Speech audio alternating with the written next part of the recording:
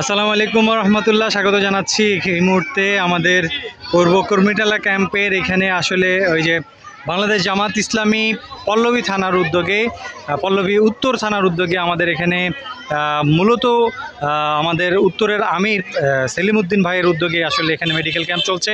এই উক্ত মেডিকেল ক্যাম্পে আমাদের পানিবন্দী মানুষের সাথে খাবার বিতরণের পাশাপাশি খাবার বিতরণ শেষে আমাদের সাথে এখানে কথা বলছেন, উপস্থিত আছেন ২ নম্বর ওয়ার্ডের কাউন্সিলর পদপ্রার্থী জনাব ইঞ্জিনিয়ার মোহাম্মদ মোজাম্মেল হোসেন ভাই। উনি এই মুহূর্তে কথা বলছেন এখানে মেডিকেল ক্যাম্পে। কথা আমরা শুনতে চেষ্টা করবো যে উনি কী ধরনের কথা বলছেন। নেতৃত্বের অভাবে মূলত আমাদের এই সংকট। এরা ক্ষমতা পেলে মূলত এরা যদি রাষ্ট্রীয় ক্ষমতা যায়, এরা সব মানুষকে ভুলে যায়, পরে এরা নিজেদেরকে নিয়ে ব্যস্ত হয়ে যায়। কেউ কেউ বেগম পাড়ায় বাড়ি করে, কেউ বিদেশে বাড়ি জমায়।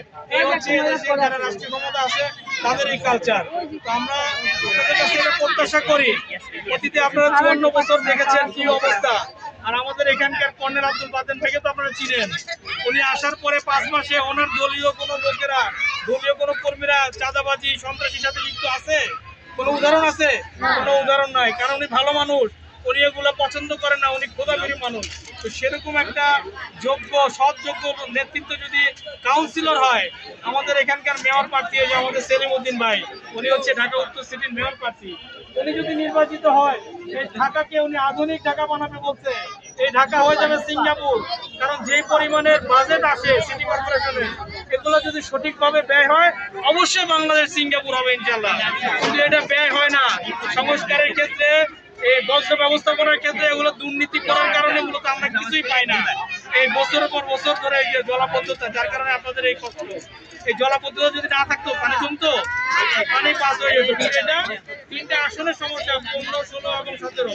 এখানে তারেক রহমান প্রধানমন্ত্রীর আসনও আছে এখানে। তারা যদি এটা নজর দিত, এগুলো থাকতো।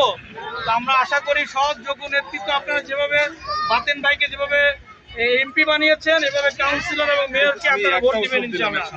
আপনাদের সবাইকে ধন্যবাদ। আমরা আছি আপনাদের পাশে। আপনারা যখন ডাকবেন, যখন যেভাবে ডাকবেন, আমরা সাড়া দিব ইনশাআল্লাহ। সবাইকে ধন্যবাদ ইনশাআল্লাহ। থাকলে সব পাবেন ইনশাআল্লাহ। আমরা সবাইকে নিয়ে বাংলাদেশ করবো ইনশাআল্লাহ। সবাইকে ধন্যবাদ।